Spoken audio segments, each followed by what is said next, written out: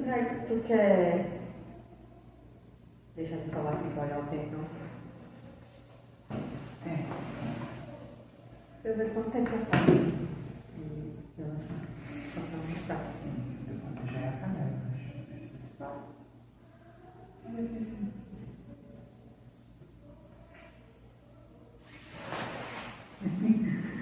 Oi pessoal, eu sou a Cintia Neves e esse é mais um episódio do podcast sobre algo. Sou uma mulher branca, de cabelos pretos, estou vestindo uma blusa branca e uso óculos.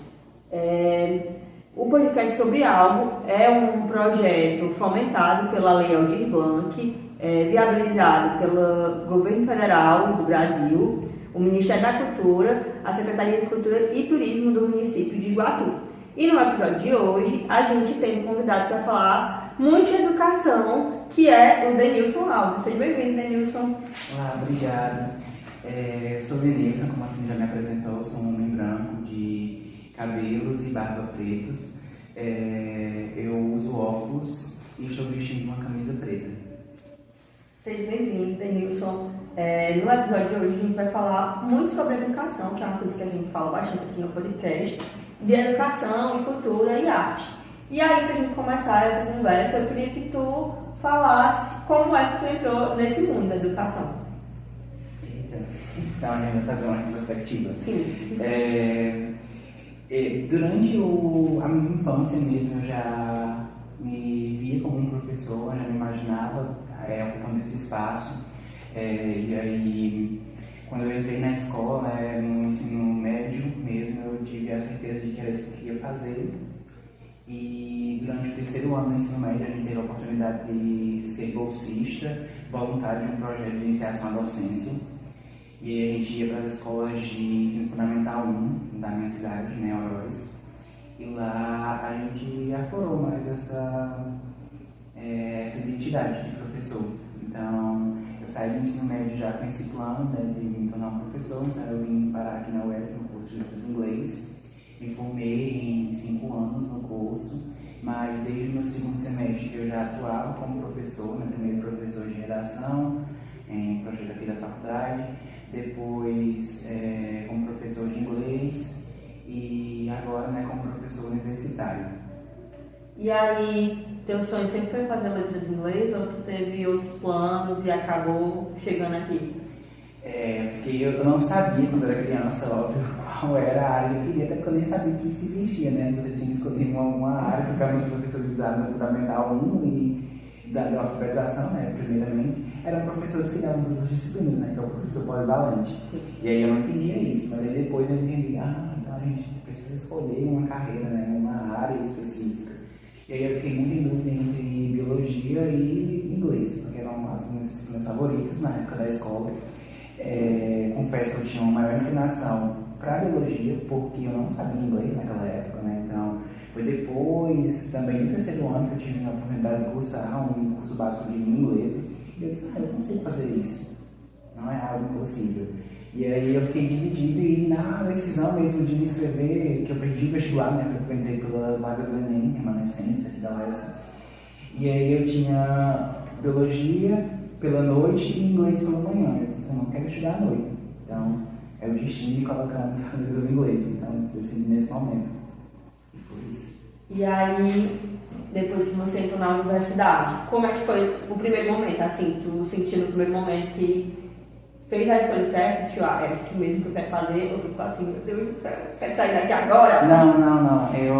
Eu tive a certeza que eu fiz a escolha certa. Mas nem no primeiro semestre eu sabia que era o curso que eu queria mesmo. E se eu tivesse ido para biologia, eu ia me sentir contemplado. Porque eu sempre gostei de ler, sempre gostei de escrever. Apesar de que eu entrei aqui pensando que a literatura não seria uma área que eu gostaria muito, porque é uma área assim, que não é tão científica, né? Não é científica, né? Quanto a área de linguística. Então eu me interessei de cara pela disciplina de linguística. Hoje em dia eu quebrei essa visão, né? Eu prefiro as aulas de literatura, a área de linguística, mas ainda assim eu gosto de ensinar língua. Mas me encaixei no curso de primeiro semestre. Mas hoje em dia tu pensa em fazer alguma outra coisa ou tu sente que tua vida tu vai ficar assim professor e é isso que tu quer, tá decidido? Então, eu não sei fazer outra coisa. Eu acho que eu não sairia bem fazendo outra coisa, apesar que eu gosto muito também da área da arte, né, de fazer esses trabalhos, né, que a gente vem fazendo nos editais, da LPG, da Aldir Blanc, né, então é uma coisa que eu gosto, principalmente na área da acessibilidade, né, a audiodescrição, a legendagem, são áreas que me interessam, mas seriam coisas que eu faria como side task, né? Não seria o meu principal ali, porque eu realmente quero fazer isso para o resto da minha vida. Não vejo outra possibilidade para mim. E aí tu falou agora sobre as coisas que tu faz também na área da arte, da cultura, né? E tu faz parte do Letra A, e aí eu queria que tu explicasse um pouco o que é o Letra A e como é que esse projeto funciona aqui na UES e no Iguatu, né? Pronto, perfeito. Eu faço parte do Letra A, acho que tem uns 2 anos. Eu não era, na verdade, no início, um colaborador muito ativo, porque eu fazia parte de outro projeto, né, que é o eClass. Mas eu sempre gostei de participar e eu fiz, desde o início da graduação, algumas oficinas pelo Letra A, né? Então, eu aprendi aos poucos, mesmo na prática, como é que fazia a descrição, a legendagem. A gente teve disciplinas também, uma disciplina voltada para isso, que deixou isso mais claro, né, de como isso realmente era feito. E aí eu entrei no Letra A, eu quero participar, me coloquem em alguns trabalhos, né, me coloquem em algumas coisas. E agora que eu terminei a faculdade, eu consegui me aprofundar mais, e aí a gente estuda um pouco mais a questão teórica mesmo da tradução, da audiovisual, né, acessível, e da legendagem para os ensurdecidos. E aí o Letra A, né, o Laboratório de Estudos da Tradução Audiovisual, né, que esse é o significado da sigla, a gente trabalha justamente com isso, né, que é com a tradução audiovisual acessível, a TAVA, e a LSE, que é a legendagem de surdos para surdos e ensurdecidos. Né? Então, a gente tentar acessibilizar, né, essa linguagem visual, né, para as pessoas cegas, né, ou com baixa visão, ou outros deficiências visuais, e também a questão do áudio para as pessoas que têm deficiência auditiva. E aí tu falou também que tu faz parte do eClass, né? A Lavrinha veio aqui e falou como é que o eClass funciona e o quanto ele é importante para a formação de professores. E tu é uma professora que saiu da universidade e já voltou direto para ela, e eu sei que o eClass foi muito importante nesse ciclo, né? Que foi uma base assim, para a tua formação como professor, e aí eu queria que tu falasse um pouco sobre isso. Pronto, eu estou no eClass há 5 anos, né, praticamente, sim. Porque eu entrei no eClass no 3º para o 4º semestre, eu recebi o convite para participar, fiz os passos, né, prova, entrevista, enfim, para estar ocupando, né, o espaço do professor regente no eClass. E foi uma experiência que me garantiu confiança, assim, porque por mais que a gente tenha cursado um curso de licenciatura, acho que você compartilha da mesma experiência, né, de sair daqui não se sentir preparado para estar em uma sala de aula, né, porque a gente vê muita teoria, mas a prática ela não é uma coisa que é tão bem desenvolvida, né, como a gente gostaria que fosse, porque a gente chega ainda na escola com muitas deficiências, né, no sentido de como lidar com essa situação. Não, mas a gente realmente não sabe, né? Não tem isso no meu estágio. E às vezes a gente não tem como saber aprender. Mas a estadia no eClass me permite ver outros horizontes, né? Pensar sobre a minha prática e como melhorá-la, porque eu acho que isso é uma coisa que pega muitos professores que saem daqui, né, recém-formados, porque é como a gente na sala de aula, né? Os estágios nos permitem apenas um vislumbre do que é a profissão, né? Mas no eClass a gente estava lá durante um semestre inteiro com os alunos, e mais um semestre, a gente acompanhava a evolução deles e a nossa evolução também como professores. Então, hoje em dia, a gente é capaz de olhar para uma coisa que a gente faz e falar assim, eu estou fazendo isso aqui, mas isso aqui não é o que deveria realmente ser feito. A gente pode também criticar o sistema educacional, né, com base no que a gente vem aprendendo ao longo dos anos, né, dentro do projeto. E aí, essa confiança me permitiu estar aqui na universidade, né, como professor do ensino superior, porque eu imagino que outros professores recém-formados não têm tanta segurança para estar nesse local, né? Apesar de que estão aprendendo muitas coisas, mas eu sinto que minhas aulas, elas são aulas efetivas, né? E que elas têm uma base, né? Elas não são jogadas de qualquer forma, enfim, tem todo um planejamento e questões a serem debatidas antes e após a aula. Então, acho que o eClass abriu essa porta.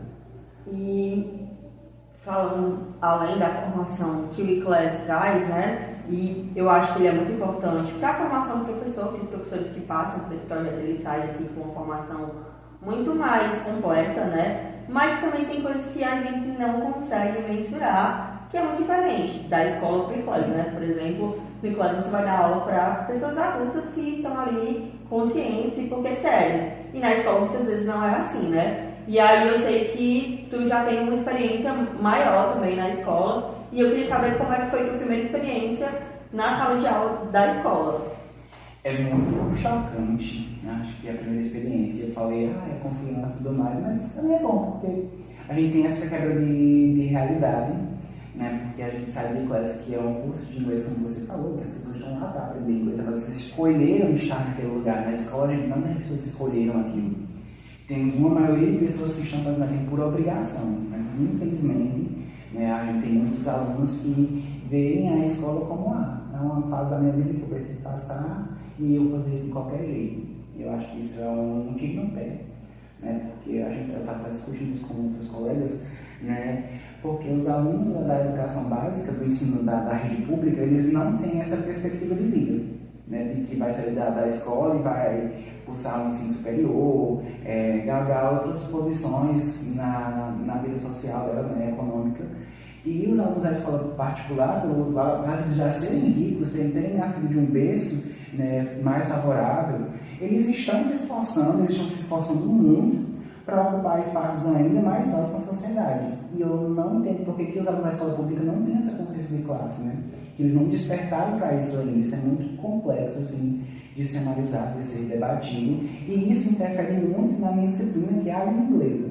Né? Então a gente vai ter que encontrar alunos que vão olhar para o inglês e vão dizer assim, para que eu quero saber disso aqui? Isso aqui não me interessa. Né? Então, eu acho que essa é a maior barreira que a gente encontra quando a gente sai do inglês, na graduação em letras, inglês, para a escola de verdade, né? Porque é isso. A gente segue aprendendo mil coisas muito bonitas, mas os alunos pouco se interessam sobre essas coisas, né? Mas eu creio que isso seja uma defasagem ainda da educação inicial deles, né? Como a alfabetização em Fundamental 1 e 2, porque eles não têm aula de inglês, ou se eles têm aula de inglês, no Fundamental 2, a partir do 6º ano, são com professores que não são formados na língua, ou que, se são formados, têm pouca aptidão para aquela disciplina, né? O que a gente vê também nos estágios. E isso interfere muito na aprendizagem deles, e como eles enxergam essa disciplina, como eles enxergam essa matéria, né? O conteúdo em si.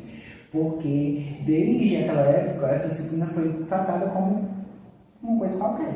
Então, nunca foi tão importante quanto português e matemática, que é aquela que vai indicar os índices da aprendizagem, por exemplo. Né? Então, a aula de inglês é a aula que é substituída por outra aula qualquer, por uma dinâmica, por uma palestra, pelo ensaio da quadrilha, enfim. Qualquer coisa vai ficar acima da aula de inglês, né? Mas é uma prioridade maior do que a disciplina.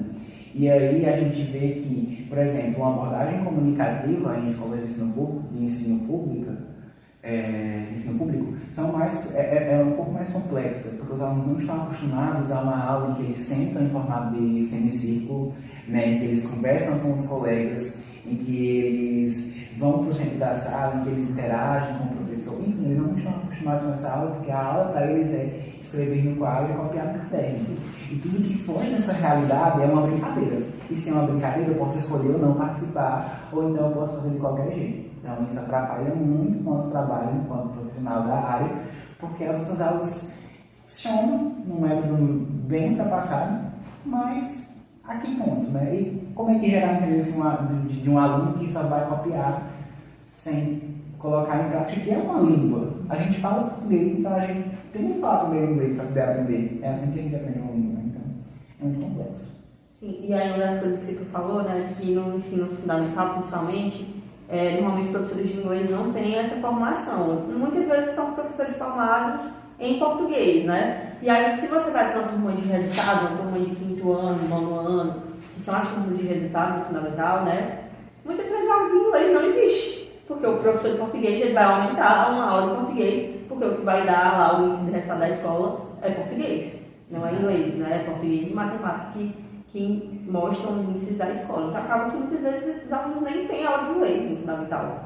Então, é muito raro você encontrar alunos que tiveram aulas assim efetivas de inglês mesmo no fundamental, pelo menos aqui, né, na região. E aí outra coisa que tu falou também, que eu acho muito importante, muito interessante essa discussão, de que hoje em dia os alunos, eles saem do ensino médio sem nenhuma pretensão de ir para a universidade. E eu não sei em que momento essa chave virou, ou se a minha realidade era outra. Porque, assim, eu não sou rico, mas venho de escola particular, eu venho de ter escola particular. E isso nunca foi nenhuma discussão de não fazer universidade, sabe?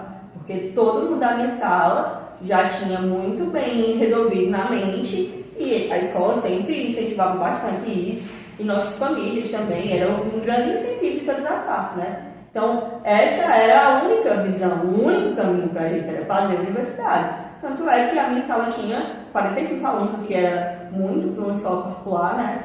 Mas desses 45 alunos, 35 eu tenho certeza que entraram na universidade, sabe? Que tem hoje suas formações e profissões e recebem mais de um salário mínimo, né?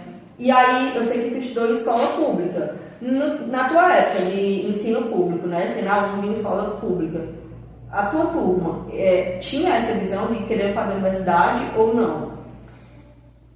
Não tinha. A gente estava refletindo sobre o que eu estava falando, né? A gente vem de contextos muito diferentes, escola particular e escola pública. Na minha escola, para quê ir para a faculdade? Né? Eu posso só trabalhar aqui e é isso, estar nesse emprego, né, que vai me garantir um salário mínimo e pouquíssimos direitos, mas pelo menos eu estou trabalhando. Né? Então a visão da minha turma era essa. Na verdade, já tinha muitos alunos que já trabalhavam no meu ensino médio, né? A gente era uma turma de alunos que já tinham, às vezes, filhos, já tinham uma família, enfim. Então era bem complexo, assim, mas talvez, assim, na minha turma, 5 ou menos pessoas foram para a universidade. Né? Então, isso é muito... Uma diferença gritante. E a gente vem de uma cidade, né? Eu sou de Oroz, estudei o meu ensino fundamental inteiro, ensino médio também em Oroz, que não tem ensino superior, assim, ofertado para as pessoas. Claro, existe ali o ensino superior em educação à distância, né? O EAD, que é o polo da UAB em Oroz, que é ótimo, é uma oportunidade ótima para pessoas que estão fazendo uma segunda graduação, né? Que estão trabalhando e estudando ao mesmo tempo, né? É uma saída para isso, mas a gente sabe que existe ainda muito preconceito em relação à educação à distância. As pessoas ainda não compreendem, né, a qualidade desse tipo de educação. Então, não atrai tantas pessoas assim, né? Pelo menos pessoas que saem do ensino médio para ingressar em faculdade. Elas não são atraídas por esse modelo de ensino. E aí a gente tem também algumas parcerias. Eu acredito, na minha época existiam parcerias entre o município e a UniBS, né, que é a faculdade particular em Icó, né, que são cidades vizinhas. Mas também aqui, né, uma faculdade particular, você, em algum momento você teria que pagar, não sei se você conseguisse, né, a bolsa de 100% para um, você em algum momento precisaria pagar um valor. E as pessoas da escola pública são pessoas realmente que não têm condição financeira para pagar um ensino particular.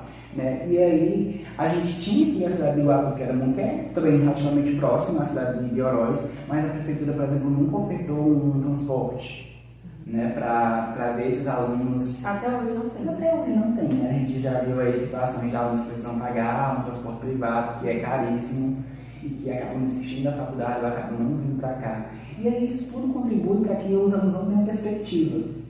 Né? Então a gente tem muitas questões. Mas aí a gente chega em Iguatu, né? Aqui em Iguatu a gente tem inúmeras faculdades, seja elas públicas ou privadas, e os alunos ainda assim, eles não têm pretensão. Né? A gente trabalha com alunos de ensino médio, primeiro, segundo, terceiro ano, e a gente não vê todo esse interesse, né, de estar em uma universidade pública, né, ou mesmo particular, de cursar algo, ou eles preferem também ter algum curso técnico, né, mas não um nível superior, que vai garantir aí novamente, né, um emprego que não é um emprego desejado para todas as pessoas, né, porque não lhe garante todos os direitos, não lhe garante um salário de qualidade, né, enfim. Eu acho que também essa questão está muito ligada à autoestima dos alunos, também isso é uma coisa que eu fico pensando, porque assim, já ensinei em terceiro ano do ensino médio em algumas escolas, e na escola que a gente trabalhava ano passado, por exemplo, é uma escola que eu considero que a maioria dos alunos quis fazer Enem, quis fazer vestibular e quis ir para o ensino superior, tanto é que tem muitos alunos de lá que hoje estudam na UES, no IFCE, em faculdades particulares também. Só que essa não é uma realidade que eu via nas outras escolas públicas, né? Então, em outra escola que eu ensinava, das 3 turmas de terceiro ano, devem ter tido no máximo 10 alunos que foram para a universidade, né? Então, vamos botar aí que eram cerca de 100 alunos. Desses 100, só 10 quiseram ir para a universidade, né? Então, é uma coisa assim, uma realidade muito gritante, e também acho que isso faz parte de um projeto para que essas pessoas não tenham formação mesmo e continuem sendo mão de obra barata. E isso é uma coisa que eu falo bastante com os meus alunos de sala, de que eles precisam colocar na cabeça deles que o único caminho é eles fazerem uma universidade. Eles não vão virar a Virgínia, não vão virar o Carlinhos Maia. Eles precisam ter uma formação para ter um emprego que pague bem, né? A não ser que eles queiram para sempre ser alguém que recebe um salário mínimo. Que não é uma coisa fácil. Eles não recebem um salário mínimo, já não é fácil, né? Imagina para quem só recebe isso. Então, assim, acho que é um grande projeto. E eu não consigo entender como eles não entendem isso, de que eles precisam ir para a universidade. E aí tu tem as duas realidades agora, né, sendo professor do ensino médio e professor da universidade. E apesar de hoje em dia eu vir bem menos alunos para a universidade do que há uns 10 anos atrás, por exemplo, quando eu entrei na universidade, né, tipo, no vestibular da UES tinha 200 pessoas para letras na época, por aí. Hoje em dia é muito difícil ter essa quantidade de gente. E hoje em dia, sendo professor nessas duas realidades, né, dos alunos no ensino médio e dos alunos na universidade, quais as diferenças que tu encontra aí nessas duas experiências docentes, né, como professor? A gente já falou muito, né, sobre a experiência de professor como de professor de escola pública, né, do ensino médio. Acho que a gente vai falar um pouco mais agora sobre a experiência de professor como professor de ensino superior. E é uma experiência totalmente diferente, né? Porque de novo a gente tem aquele público que escolheu estar ali. Ainda assim, a gente percebe também um grande desânimo por parte dos alunos, né? Porque qual é o curso do aluno? Do aluno é o curso de licenciatura. Aí eu ia até falar sobre a questão da cultura, né? Essa questão de os alunos não frequentarem a faculdade também é uma questão cultural. Né? Eles vêm de famílias muito pobres, de famílias muito humildes, né? Que às vezes o pai ou a mãe é uma pessoa ainda iletrada, né? Que não foi alfabetizada, essa é a palavra correta, né? Então talvez eles não enxerguem essa importância da educação, né? E isso também se é refletido nos nossos cursos de ensino superior para a formação de professores, né? Porque a gente sabe que essa é uma classe que tem pouquíssimos direitos, né? Que são, na verdade, muito explorados, né? Nos ambientes escolares, seja de escola pública, privada, enfim, todos os ambientes, porque a gente tem essa carga horária exacerbada, né? Exagerada demais, de você ter 40 horas semanais, 27 delas em sala de aula, 13 de planejamento, que não é o suficiente, ainda resolver problema de aluno, resolver problema de coordenação, enfim. Então a gente está sempre nessa correria, a gente não recebe o valor desse trabalho, né? Porque, mas o professor recebe muito, né? O professor recebe aí por volta de R$5.000, né? Se ele tivesse essa horária completa. Mas a que custo? Porque em qualquer outra profissão que tem essa mesma carga horária, a pessoa vai receber muito, muito mais do que a gente recebe. Né? Se é uma profissão em que você precisou de um diploma de ensino superior, né? Claro. Então, isso reflete nos nossos alunos, né? São alunos que eles não conseguem apenas estudar, porque eles já vêm desse contexto de escola pública, de que os pais deles não têm as condições necessárias, então eles precisam também ajudar em casa, eles precisam, se eles quiserem sair, se eles quiserem se divertir, eles precisam ter o dinheiro deles, então eles precisam estar na faculdade, nos seus estudos e também no ambiente de trabalho. Né? E esse ambiente de trabalho não é um ambiente de trabalho ideal, porque eles não têm ainda o diploma, então eles precisam começar de empregos, né, mais baixos, como professores de escola particular, que recebem muito pouco, né, a depender da escola. E isso cansa eles. Né? Eu tenho as minhas disciplinas agora, nesses últimos, esses semestres que eu trabalhei aqui, né, são apenas 2, são com alunos que estão no fim da graduação.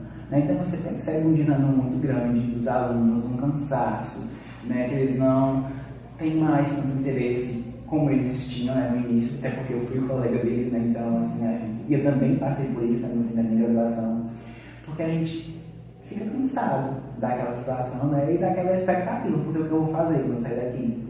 Vai ser mais trabalho, vai ser mais cansaço, na minha vida não vai ser resolver o que eu me formei, né? Então é uma questão assim muito complexa.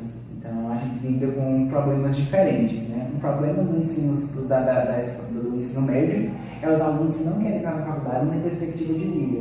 E o problema do aluno que está se formando num curso de licenciatura é também o mesmo, só que em diferentes níveis, né? Porque o aluno já está ali e vai se formar, realmente, né? Ele precisa cumprir alguns requisitos, né, para se formar, para chegar ao final do curso. E aí tem essas questões mesmo de expectativa. Acho que nos move essa expectativa. Então, por isso que aquele discurso que a gente acaba romantizando de esperança, o professor tem que ter esperança, porque a educação é possível de mudança, é passível de melhora, ou é uma porta para transformar vidas. Mas esse discurso está cada vez mais batido, porque tem transformado mesmo tantas vidas. Mas, falando ainda dessas diferenças entre as duas vivências, né? Tu acha que quais são, assim, os desafios que tu encontra em uma dessas tuas experiências docentes que tu já não encontra na outra? Quais, assim, os prós e contras de cada uma, né? Prós e contras. Eu acho que, pronto, falando sobre a esperança, né? Que é o tópico que eu trouxe agora. Por exemplo, na escola de ensino médio, a nossa esperança sempre é reacendida quando aquele aluno falou assim: eu amo a sua aula, eu gosto tanto disso aqui, eu queria que você pudesse talvez cobrar um pouco mais a gente, ir um pouco mais adiante, eu queria realmente aprender isso. Então, alunos que demonstram esse bem-querer pela disciplina, ou essa vontade de ascensão, são um alívio. Né? Uma pena que eles não são a maioria em sala de aula, mas eles nos dão esse gás. Já na faculdade, isso seria um pró, né? O contra a gente já discutiu bastante, né? Que é a falta da perspectiva de vida. Já na faculdade, a gente já tem alunos que já estão ali, que realmente gostam, então esses elogios eles não vão vir mais com tanta frequência, mas às vezes existem as barreiras que a gente ultrapassa, né? Assim, um aluno tem muita dificuldade, por exemplo, em falar a língua, né? E aí ele destrava, estou aprendendo, você está vendo? Estou aprendendo? Então, isso é muito, muito legal dessa parte do ensino superior. Também, por exemplo, tive um aluno agora que odeia literatura. Não quero, essas disciplinas não me interessam. Mas aí depois, poxa, pode ser legal. Né? Então, isso é um trabalho que a gente realiza, né, com as disciplinas, com os alunos, dentro dessas disciplinas, na verdade, e que é gratificante, né? Porque imagine você mudar a cabeça de uma pessoa adulta, né, que já tem todas as suas concepções quase formadas, né, quase que seguem som. Estou novas palavras. Aí também tem outras palavras para colocar. E mudar essa perspectiva é interessante. Né? E é aquilo, por mais que a gente saiba que a nossa profissão seja uma profissão difícil, de muitos entraves, a gente precisa também alertar eles para disso, mas também tentar manter viva essa chama, né? De que juntos a gente pode construir algo melhor, construir uma sociedade mais justa, uma sociedade mais voltada, né, para a educação, vendo a educação como uma prioridade. E nessa tua experiência como professor da universidade, né? Quando tu chegou, assim, que foi saiu de um semestre como aluno, voltou no outro como professor, tu teve algum medo, assim, foi um pouco assustador?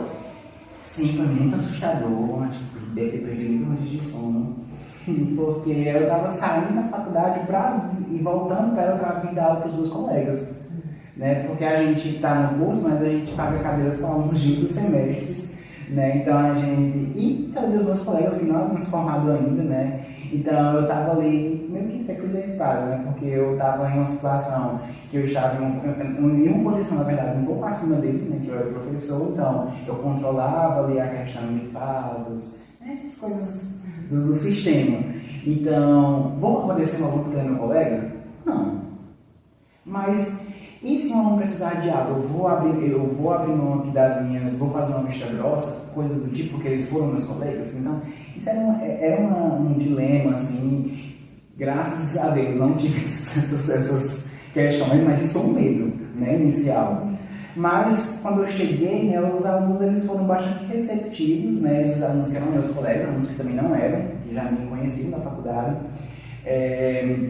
E também muito solícitos, muito compreensivos também, né? Porque eles sabiam que aquilo era a minha primeira experiência no ensino superior.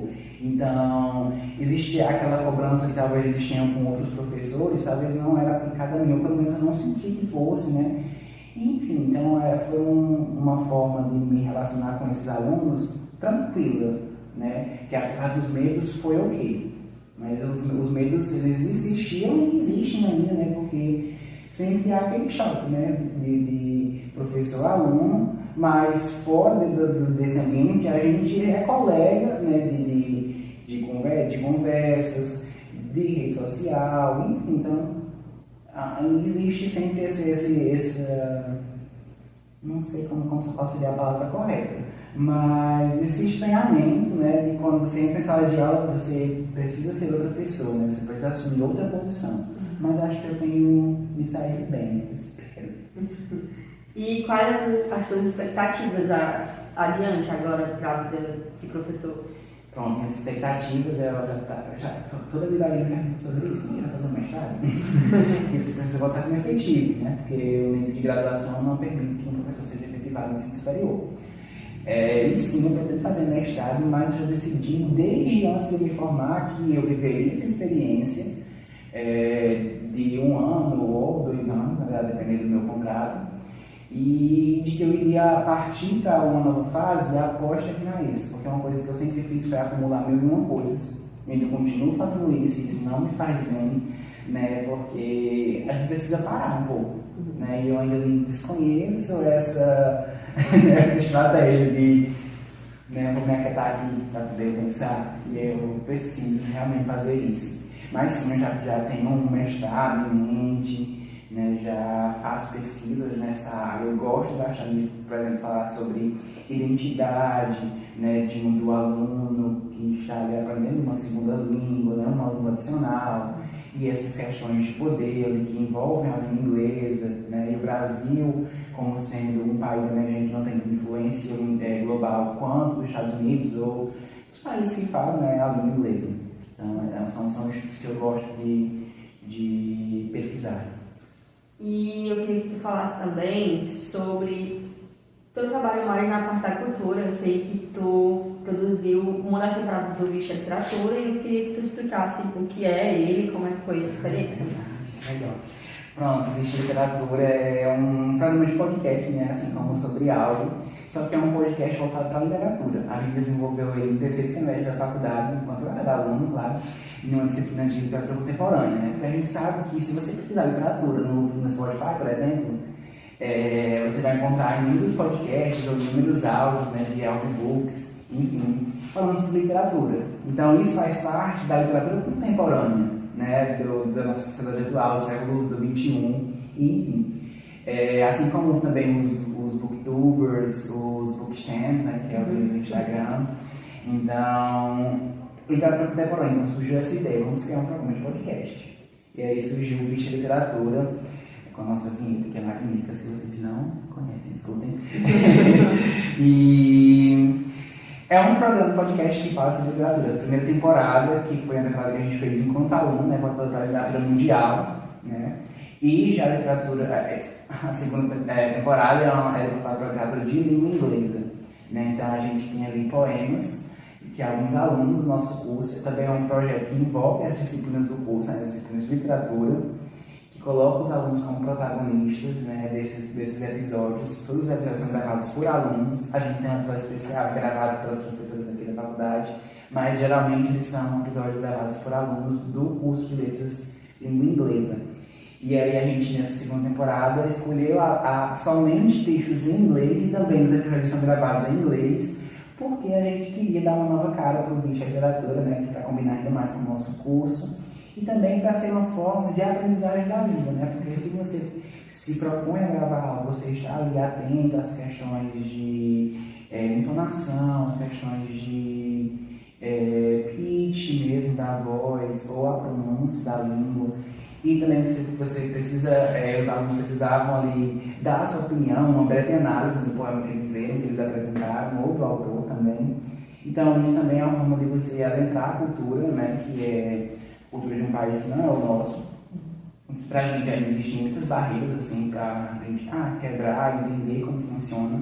Então isso é uma oportunidade interessante e para que outras pessoas também conheçam, né, se desafiem. Né? A gente tem muitos alunos que são os alunos do e-class, que estão ali aprendendo uma língua, né? Há também os alunos do curso que também chegam aqui que precisam melhorar, né, o seu domínio sobre a língua. Então o VIST também é um local para você aprender, né, desenvolver a sua habilidade de ler, assim, por exemplo.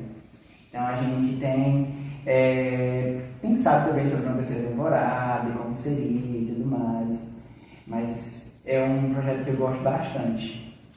E além disso também tu participou do livro Interioranas, e aí como é que surgiu esse trabalho para Interioranas, né? Esse trabalho para Interioranas, eu lembro que eu era aluno das disciplinas de literatura logo após a pandemia, assim, foi o primeiro semestre pós-pandêmico, que foram as disciplinas de literatura e drama de língua inglesa, né, que são as peças teatrais, e a disciplina de literatura traduzida. Né? Então a professora, que foi a Sara Mabel, na época, ela convidou a gente para escrever, na verdade era uma proposta de disciplina, uma produção de disciplina. A gente tinha que produzir ensaios literários, né, voltados para a literatura, na disciplina de drama, e resenhas de tradução na disciplina de literatura traduzida. Né? Foi uma experiência muito interessante, porque muito se fala, né, da questão da pesquisa na faculdade, mas se você não está em nenhum projeto voltado para a iniciação científica, ou você não está nas disciplinas como projeto ECC, você não trabalha não com essa pesquisa. Se é feita de uma forma muito, assim, talvez desconexa do nosso ambiente de sala de aula. Né? Então, durante essa disciplina a gente foi muito bem acompanhado, né, muito bem assessorado. Assessorada a palavra, acho que essa não é a expressão correta, mas a gente teve esse auxílio da professora, né, para melhorar os nossos textos, no sentido de estrutura, enfim, como a gente deveria produzir ideias, né, e essa oportunidade de ser publicado, né, porque ela já avisou desde o início da disciplina aqui, os textos que se destacassem, né, que fossem melhor escritos, eles tinham possibilidade de ir para uma revista, né, para um livro. Né, que mais tarde, assim, Interioranas, até o momento não sabia, só tinha essa esperança de que eles iam ser publicados se eles ficassem, né, a um nível de excelência que fosse o exigido para essa publicação.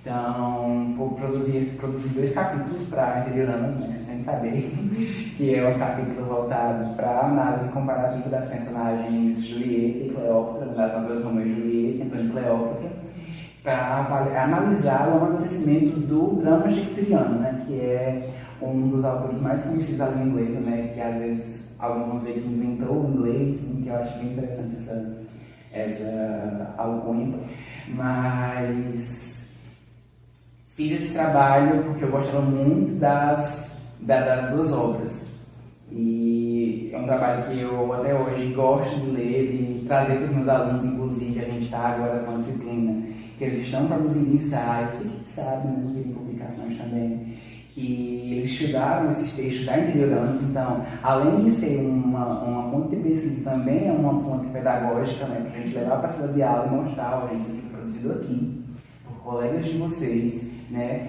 e vocês também têm toda a oportunidade de fazer algo parecido, né, de estar nesse local também, porque esse local é de vocês, né? A gente está no interior, mas nem por isso a gente não pode falar inglês, nem por isso a gente não pode falar sobre literatura, né? A gente tem total liberdade para ocupar todos esses locais que nos interessam, né? Então, é isso.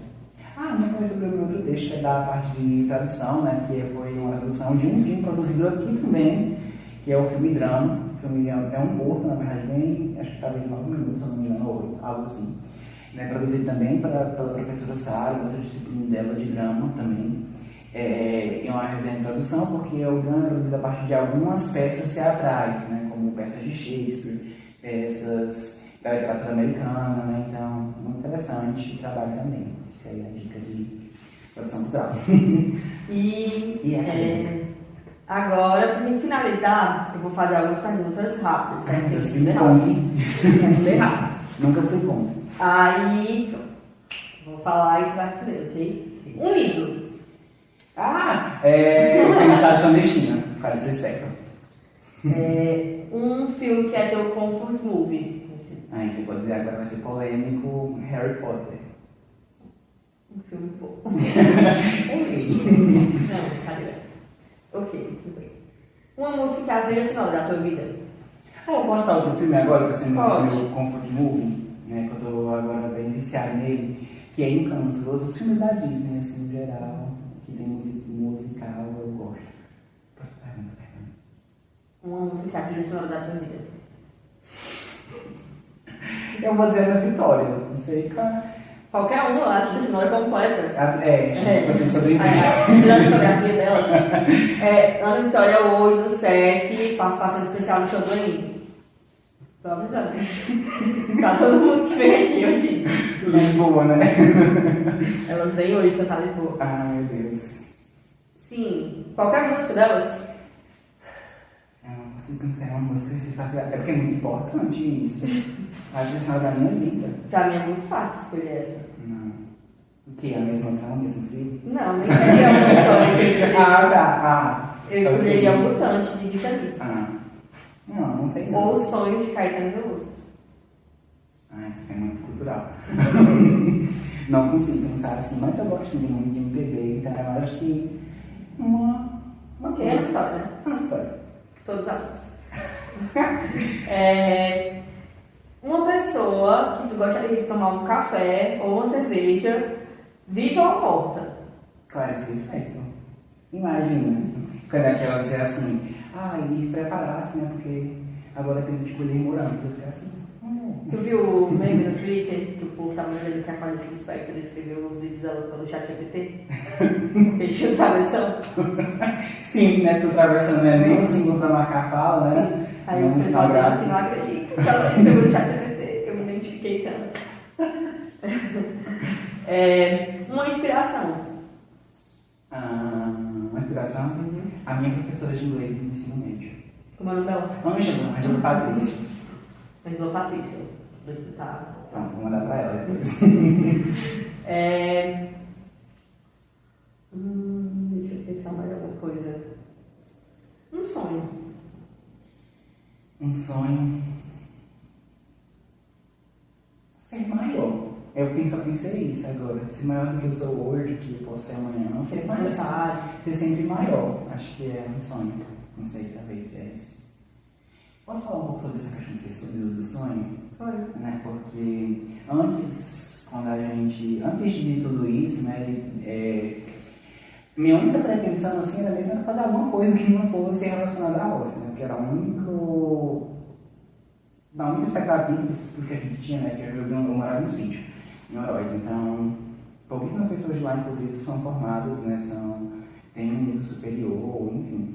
Eu queria sair desse local, né? Então, o primeiro sonho era entrar em uma faculdade, era cursar ensino superior. E depois que eu estava aqui, eu fiquei percebendo que esse sonho era ok, é um sonho que eu conseguia alcançar, eu estava concluindo, mas que eu não precisava parar por ele, eu podia sonhar muito mais alto. Então, por isso que quando você pergunta um sonho, então ser maior, porque eu sei que eu consigo. Né? Antes para mim era uma coisa quase impossível. Eu lembro que um dos colegas me perguntou assim: qual era o teu sonho? Que eu queria, qual era a que eu queria? Eu queria ir para cá. Eu queria vir para cá. Tanta coisa. Gente, mas estar aqui foi tão difícil, vocês nem imaginam. Né? Como chegar nesse local foi complicado. Então, mas agora eu sei que as outras coisas são muito possíveis, elas estão a passos. Então é preciso que haja, claro, muito incentivo também. E questões financeiras, mas de que eu sei que eu consigo estar nesse local um dia, né? Então, se sentir maior é um sonho. E para finalizar, queria que deixasse uma mensagem de inspiração, assim, para as pessoas que têm desafios e têm sonhos. Que legal. É isso, então, que a gente não... Eu vou dar para a câmera, né? É para as pessoas. para as pessoas sempre, né? Mas, enfim. Eu acho que é isso, é sonhar que a gente consegue sim. Claro que alguns sonhos realmente eles são mais difíceis do que outros, mas